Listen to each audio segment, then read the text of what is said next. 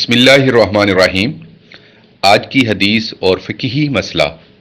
حدیث میں ہے کہ جو شخص جان بوجھ کر ایک دن بھی رمضان کے روزے کو افطار کر دے یعنی نہ رکھے، غیر رمضان چاہے تمام عمر روزے رکھے، اس کا بدل نہیں ہو سکتا۔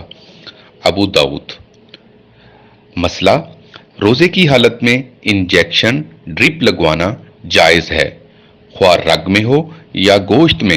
اسی طرح روزے کی حالت میں خون دینے یا خون لگوانے سے بھی روزہ نہیں ٹوٹتا۔ فتاوی شامیہ۔